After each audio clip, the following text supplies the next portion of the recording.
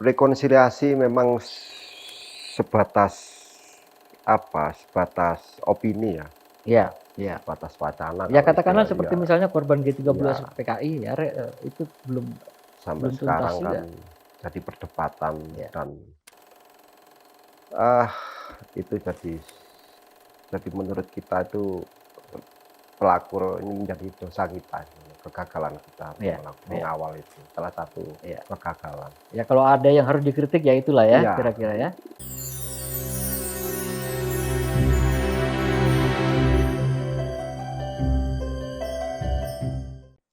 Ya, kita lanjut di sesi terakhir di obrolan kita untuk menolak lupa. Jim, tadi kita buka dengan mengapa Indonesia, bangsa kita ini bisa merdeka karena ada amarah amarah. menghadapi penjajahan. Kita marah atas penjajahan, maka kita berontak. Kemudian reformasi, kita juga sama marah ya melihat ketidakadilan, melihat kediktatoran. Ya. Dan mungkin di sesi penutup ini aku ingin mendengar satu ya seperti sedikit refleksi lah darimu ya. Kalau dulu 98 kita marah, sekarang 2023 sudah 25 tahun. Dan sepertinya kau masih tetap marah, Iya, gitu ya. iya, Betapa iya, panjang umur iya. marahmu ya dari 98 sampai 2023. 25 tahun, Jim. Iya, iya, iya. Refleksimu seperti apa? Iya,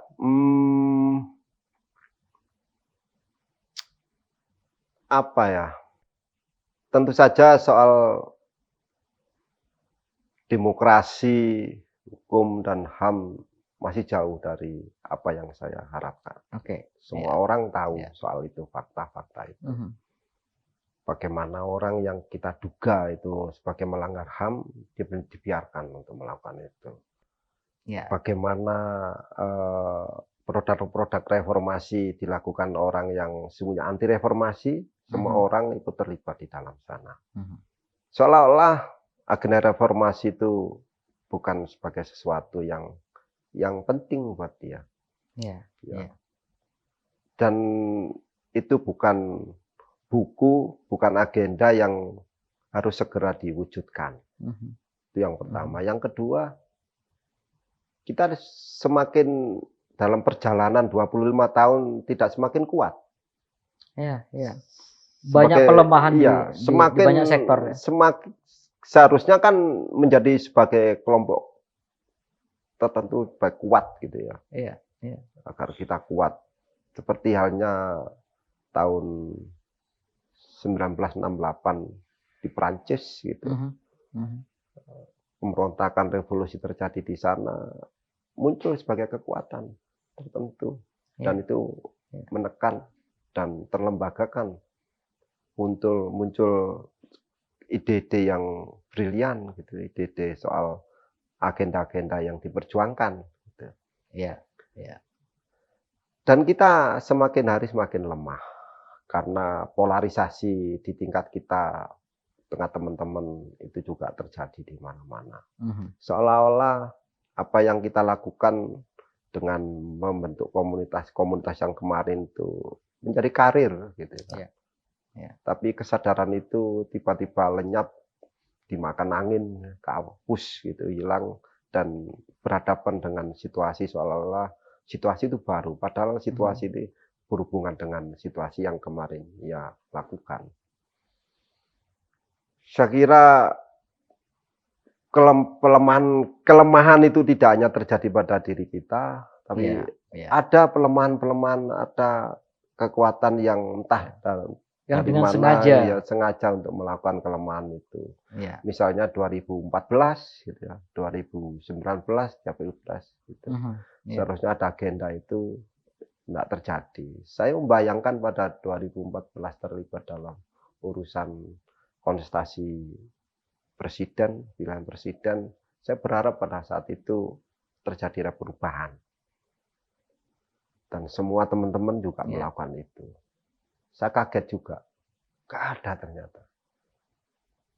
Ya nggak beda dengan pembangunanisme. wataknya. Ya, ya sedikit kesal juga. Tahun 2019 pun begitu juga. Ya, banyak yang terlibat di dalam, tidak bisa apa-apa, tiba-tiba muncul orang yang tidak tahu dari mana asal usulnya, tiba-tiba ada di tidak atas. punya track record dalam partisipasi sejarah apa yang ia miliki, sejarah atas apa yang kita diskusikan bertahun-tahun, itu tiba-tiba muncul.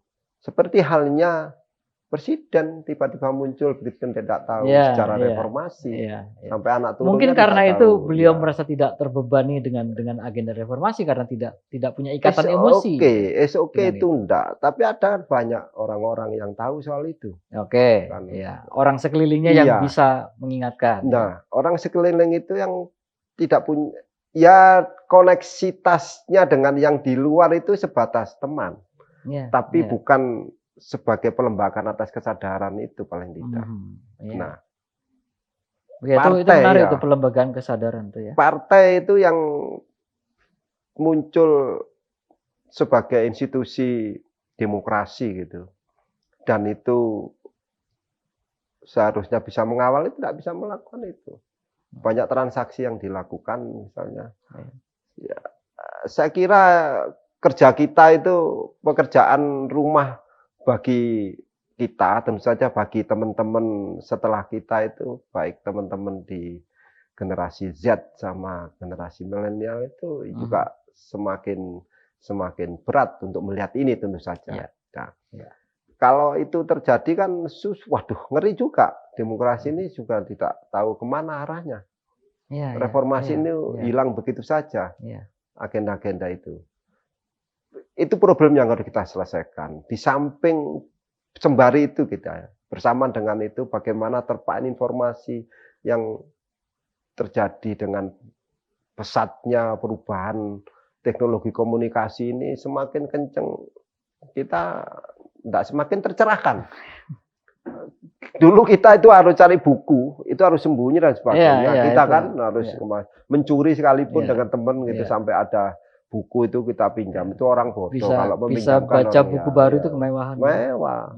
Bahkan teman-teman itu sampai ada meminjamkan buku ke teman itu bodoh. Tapi lebih bodoh kalau pinjam buku itu dikembalikan. Kan itu sampai sebegitunya gitu. Dan sekarang itu mudah orang untuk teman-teman mudah untuk mengakses itu. Akses yang ada di genggaman tangan. Tapi itu yang terjadi apa pada hari ini? Tidak semakin semakin kaya literasinya. Ya gerakan literasi program. Tapi literasi itu kan tidak menjadi sebuah kesadaran bersama. Nah, saya kira itu. Bayangkan kalau jadi kesadaran bersama itu. Loh, calon presiden yang 4 kali nih calonnya masih tetap seharusnya dia kan jadi negarawan. Kan? Itu muncul lagi. Lu lagi.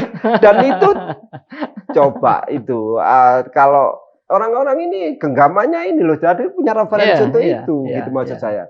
Kan apa yang ia miliki dengan kesadaran itu yang bisa direfleksikan seharusnya tidak dilakukan. Tapi oke lah, itu memang ada keinginan, ya enggak apa-apa itu. Ya enggak apa-apa, biarkanlah dia mencoba lagi, siapa tahu gagal lagi kan. Warga biar tahu, publik tahu itu siapa yang harus dipilih dan sebagainya, serahkan sama publik. Ya, kita harus mencerahkan. Laki-laki tugas kita harus mencerahkan. Nah itu Jim. Artinya begini, mungkin kita perlu tutup sesi terakhir ini dengan satu hal begini ya. Kita sudah banyak berkelahi di durasi waktu yang panjang, berkelahi dengan pesimisme. Lah, aku pengen kamu bisa kasih sesuatu yang hawanya tidak terlalu melo, yang agak optimis ya soal bagaimana generasi di bawah kita atau adik-adik kita yang mahasiswa sekarang, bagaimana tentu tantangannya berbeda dengan zaman kita. Nah, apa yang ingin kau sampaikan ke adik-adik kita, aktivis mahasiswa yang sekarang? Iya, pada hari ini demokrasi tidak baik-baik saja, tentu saja. negara dalam situasi yang tidak baik-baik saja. Banyak informasi yang bisa kita miliki dan itu harus bisa mencerdaskan siapa yang membawanya. Adik-adik kita harus bisa melihat itu. Apa ya? Kalau pada hari ini kita biarkan, maka ya selesai. Kalau tidak terkawal, iya, selesai gitu. Dan teman-teman di bawah kita itu ya udah hanyut, negara ini akan hilang karena mereka tidak tahu apa yang harus dilakukan. Gitu. Maka yang penting menurut saya tidak ada hal yang terbaik yang bisa dilakukan kalau kita sendiri yang tahu itu dan tidak mau melakukan. Satu kesalahan besar kalau itu tahu dan kita ngerti, kalau tidak mau merubahnya itu kesalahan besar. Saya kira teman-teman bagi kita punya banyak ruang untuk melakukan itu. Punya banyak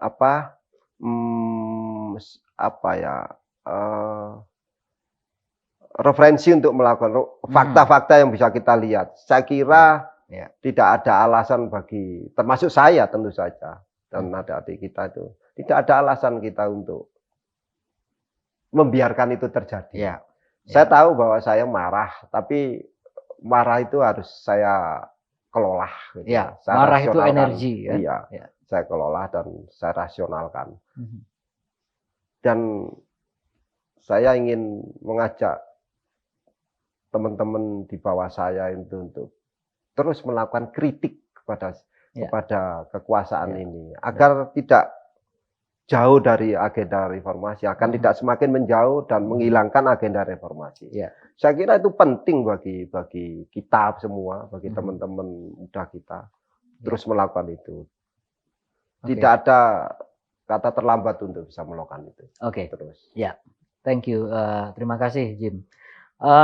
Di sesi terakhir ini kita sudah berefleksi, dan satu hal yang kita bisa mungkin bersepakat antara generasi yang di atas kita, generasi kita maupun generasi yang di bawah kita, bahwa sebenarnya substansi perlawanan di setiap zaman itu selalu sama, bahwa kita menolak ketidakadilan, kita menolak penindasan, kita menolak diskriminasi, dan situasi yang tidak demokratis.